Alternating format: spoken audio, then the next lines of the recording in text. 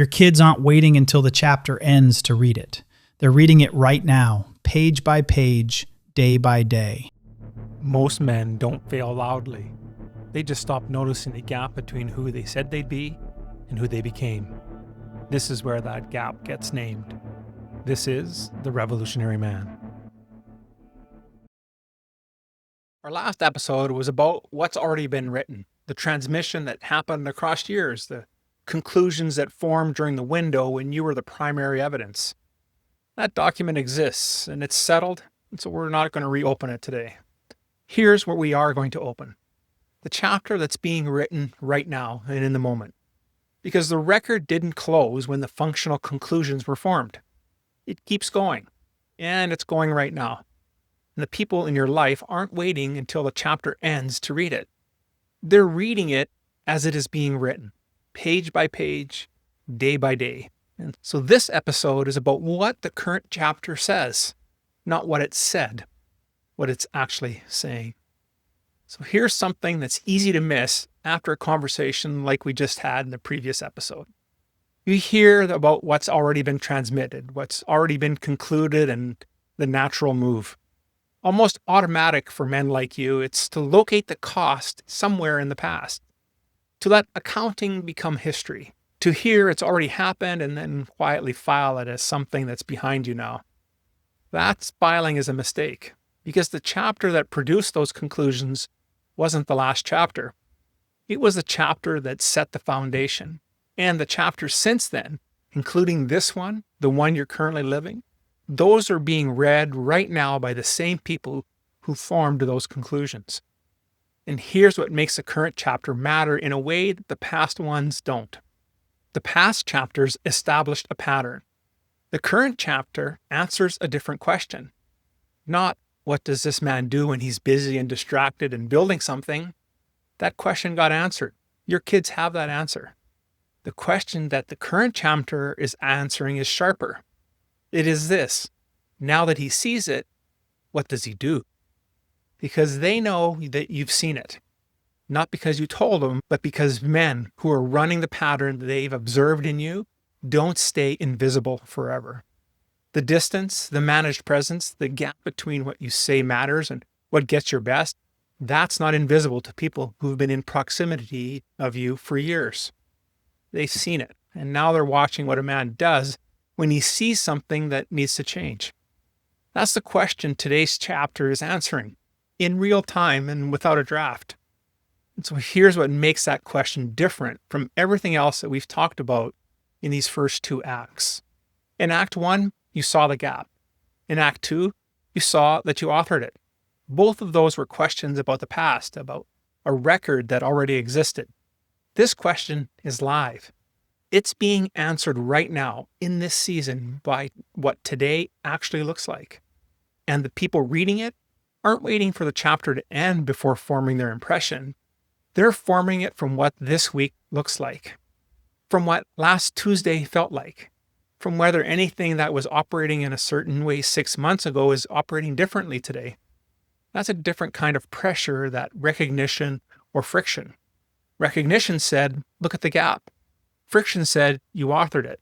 The current chapter says, they're watching what you do with that information right now, and they're not telling you what they're reading. They're just reading. What is the current chapter saying about what a man does when he sees something that needs to change? So let's be specific about what the present chapter contains. Let's not be vague. We're going to get specific here. It contains evidence about whether insight moves him. Your kids have a working model of how you respond to difficulty. They built that model from years of watching you navigate professional challenges with precision and the personal ones with some distance. That model is already formed. In the last episode, we covered that. But the current chapter is adding something to it. It's adding the answer to whether the pattern is fixed or whether it's moving. Whether a man who built a certain way of operating can see that clearly enough to operate differently. Every day that the gap remains after the seeing, and at some level the seeing has been there for a while, today's entry answers that question in one direction. Every day is a data point, and the data points are accumulating in real time. It contains evidence about what this season of his life looks like up close. Your kids are at a specific ages right now, not abstract ages, the actual ages that they are today. And the version of you that's present in this season, the quality of attention you bring, the depth of engagement you offer, what you're willing to put down to be genuinely there, that's being experienced right now. Not remembered from years ago, but experienced today. And what they're experiencing in this chapter is what this season of their life with you actually feels like from the inside. Not what you intend it to feel like, but what it feels like. And there's a difference between those two things that's worth sitting with. Because intention lives in your head. Experience lives in theirs.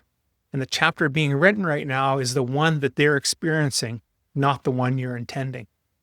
It contains evidence about what matters enough for change. This is the entry point most men don't want to look at directly. Because what you're willing to change for, genuinely change, not intend to change, is a precise signal of what you've actually decided matters. You've changed things before. When the business required it, when the professional stakes were high enough, when the cost of not changing was visible and immediate enough that staying the same just wasn't an option. The current chapter is recording whether the people closest to you meet that threshold, whether they constitute stakes high enough for you to move. That's not a comfortable thing to read, but that's what's being written. And what does today's evidence say about whether insight has moved anything? And who is reading that answer right now? There's a question your kids are sitting with that they haven't asked you directly. They may not have words for it, and it may not even be conscious, but it's there, and it's in a way questions form in people who've been watching something they love and navigate something important. The question is he going to be different? Not different someday in the abstract, different now, in this chapter, in this season, with us. And every day, without any of you saying a word about it, that question gets answered. The answer isn't delivered in a conversation, it's delivered in the texture of ordinary days, in whether the quality of your presence has shifted, in whether what was previously unavailable has become available, in whether that man they've observed operating a certain way for years is operating differently now. That's what a chapter is. Not a dramatic turn, not a declaration, just the texture of ordinary days adding up to evidence. And right now, today, the ordinary days, they're adding up. The chapter is being written, and the answer is being delivered, day by day, without announcement. And it is either a yes or a no. He's different now, or he isn't. There's no third answer. And the people reading this chapter aren't waiting for the end to form an impression. They're forming it now. From what today looks like, from what this week felt like, from whether anything that was true 6 months ago is measurably different today. So it's worth understanding what that reading process feels like from their side. They're not analyzing you, and they're not keeping a formal tally. They've just been living alongside you, and the living is the reading. Every morning that starts the same way as the one before it is a page. Every evening that lands the same way is a page. Every moment where something different could have happened and didn't, that's a page too. None of those pages arrive with labels, and none of them announce themselves as evidence. They just accumulate, and at some point that accumulation becomes a conclusion. Not stated, not discussed, just held. That's the cost of the present chapter, not what it will say when it ends, what it is saying while it's open. So what is the answer the current chapter is delivering, day by day, without announcement, to the people who are reading it now? And here's the specific cost of the chapter being written in the moment. It's not the same cost as the past chapters. Past chapters established foundations, conclusions that are now structural, load-bearing, shaping how your kids understand men and manhood and what is expected from people who claim to say they love them. That cost was paid across years. The cost of the present chapter is different. It's paid in a single currency, present. Your kids are at ages they will never be again, not in 5 years, but now. The relationship available with them at these specific ages, The version of you that could be experiencing in this season, the depth of knowing what's possible right now, that's a present tense resource that's being spent one way or another. There's no neutral spending. Every day, it either goes towards presence or towards distance, toward a chapter that says something or toward a chapter that says nothing. And the spending is happening right now, today, regardless of whether you're thinking about it. So what makes this present chapter specific cost is precisely that it's not yet settled. See, the last episode was about what's already done.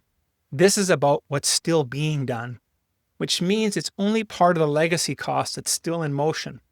The only part where what happens next is genuinely open. And that openness is not comfort, it's weight. Because the open means the current chapter can still go either way.